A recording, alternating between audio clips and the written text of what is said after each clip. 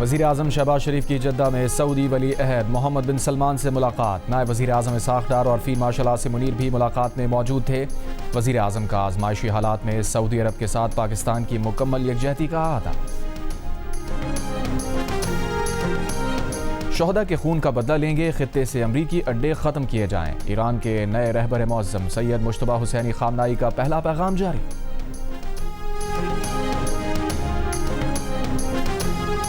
سندھ حکومت نے یوم القدس اور متوقع جمعۃ الوداع کے موقع پر آج صوبے بھر میں عام تعطیل کا اعلان کر دیا۔ جمعہ 13 مارچ کو صوبے میں تمام سرکاری دفاتر اور تعلیمی ادارے بند رہیں گے۔ ادھر اسلام آباد ضلع انتظامیہ کا آج تعلیمی اداروں میں عام تعطیل کا اعلان، نوٹیفیکیشن جاری۔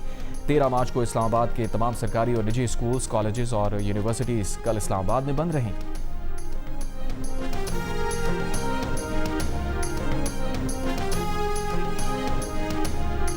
خطے کی کشیدہ صورتحال پاکستانی معیشت اور آئی ایم ایف پروگرام کے اہداف پر اثر انداز ہو رہی ہے۔ آئی ایم ایف نے خبردار کر دیا، مہنگائی کو قابو میں رکھنے کے لیے سخت مانیٹری پالیسی برقرار رکھنے پر زور دیا۔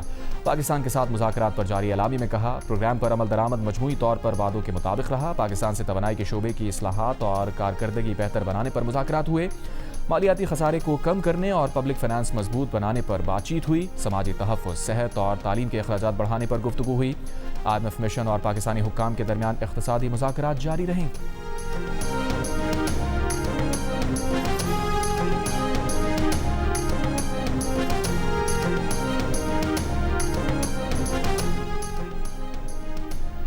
وزیر خزانہ محمد اورنگزیب کا کہنا ہے کہ اگر جنگ طویل ہوئی تو بیرونی ادائیگیوں پر دباؤ بڑھے گا۔ جنگ کی وجہ سے ترسیلات زر متاثر ہو سکتی ہیں۔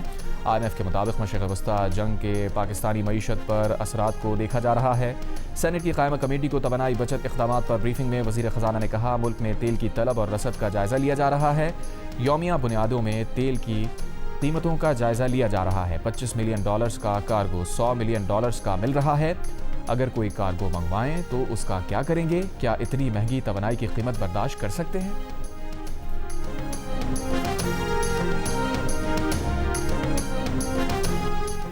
امریکہ پشاور میں اپنا قونصل خانہ مستقل طور پر بند کر دے گا۔ امریکی خبر ایجنسی کے مطابق امریکی محکمہ خارجہ نے کانگریس کو آگاہ کر دیا۔ امریکی حکام کا کہنا ہے، قونصل خانہ بند کرنے کے فیصلے کا ایران کی جنگ سے کوئی تعلق نہیں۔ فیصلے سے سالانہ تقریباً $75 لاکھ کی بچت ہوگی۔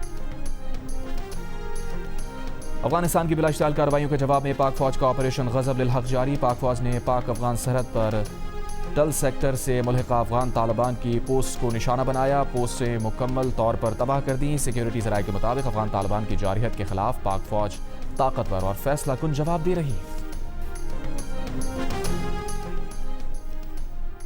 پاکستان افغانستان سے متعلق اپنی موجودہ پالیسی برقرار رکھے گا۔ ترجمان دفتر خارجہ نے کہا، افغان طالبان سے مطالبہ کیا تھا کہ ان کی سرزمین پاکستان کے خلاف استعمال نہیں ہوگی، لیکن مطلوبہ یقین دہانیاں نہیں ملی۔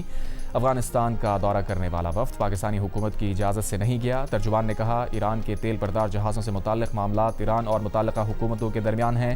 پاکستان کا اس پر کوئی مخصوص موقف نہیں۔ آبنائے ہرموز سے متعلق ممکنہ رابطوں کے بارے میں حتمی تصدیق نہیں کر سکتے۔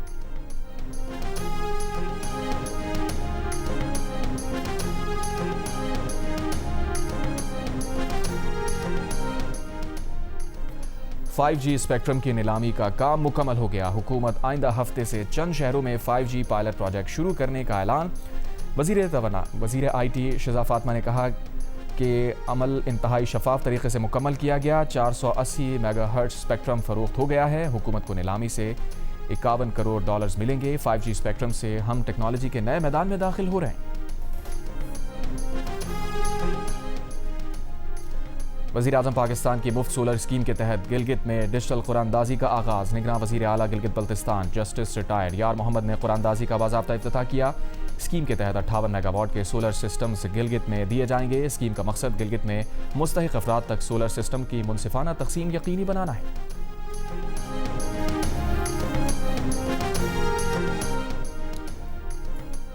بھارتی مصنفہ اور انسانی حقوق کی علمبردار اروندھتی رائے کا کہنا ہے کہ ایران غزہ نہیں ہے۔ مشرق وسطیٰ کی جنگ پوری دنیا کو لپیٹ میں لے سکتی ہے، دنیا کو ایٹمی تباہی اور معاشی بحران کے دہانے پر پہنچا سکتی ہے۔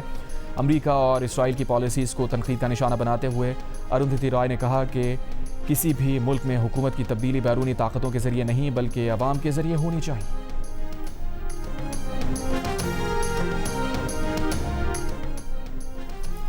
جنگ کے دوران مشرق وسطی میں امریکی تنصیبات کو بڑے پیمانے پر نقصان پہنچا۔ امریکی اخبار کی سیٹلائٹ تصاویر پر مشتمل رپورٹ میں تصدیق۔ رپورٹ کے مطابق ایران نے مشرق وسطی میں امریکی فوجی اڈوں، فضائی دفاعی نظام اور سفارتی مقامات سمیت کم از کم 17 مقامات کو نقصان پہنچایا۔ ان میں 11 امریکی فوجی اڈے یا فوجی تنصیبات شامل ہیں۔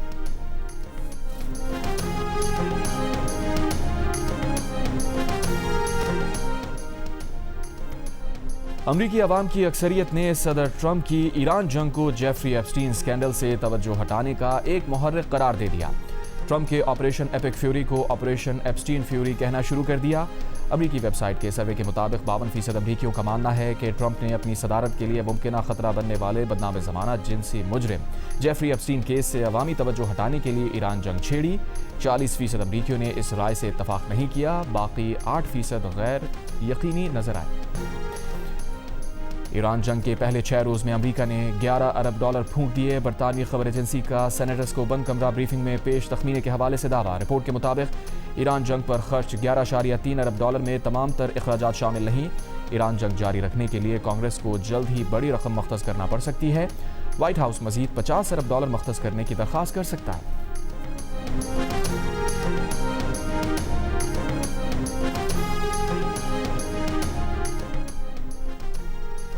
گھر میں ہیرو باہر زیرو، بھارتی وزیر اعظم نریندر مودی کے عالمی مقبولیت کے دعوے دھرے کے دھرے رہ گئے۔ 58 ممالک کے 37% شہریوں نے نریندر مودی کو ناپسندیدہ کہا، جبکہ 38% نے پہچاننے سے ہی انکار کر دیا۔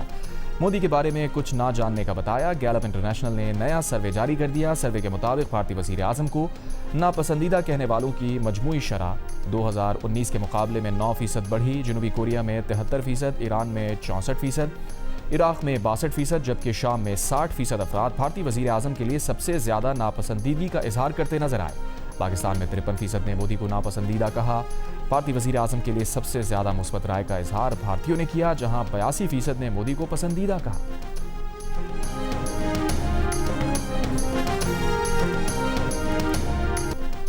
ایران پر حملے روکنے کی قرارداد مسترد۔ ایران کے حملے روکنے کی قرارداد منظور۔ اقوام متحدہ کی سلامتی کونسل میں 2 قراردادوں کا نتیجہ۔ خلیجی ممالک نے قرارداد پیش کی کہ ایران کے حملے روکے جائیں۔ یہ قرارداد منظور ہو گئی۔ پاکستان نے بھی اس کے حق میں ووٹ دیا۔ چین اور روس نے ووٹنگ میں حصہ نہیں لیا۔ پھر روس نے مکمل جنگ بندی کی قرارداد پیش کی، جسے امریکہ نے ویٹو کر دیا۔ ایران کے حملے روکنے والی خلیجی ممالک کی قرارداد میں متحدہ عرب امارات نے کہا سلامتی کونسل ایران کے خلاف مؤثر اور فیصلہ کن کارروائی کرے۔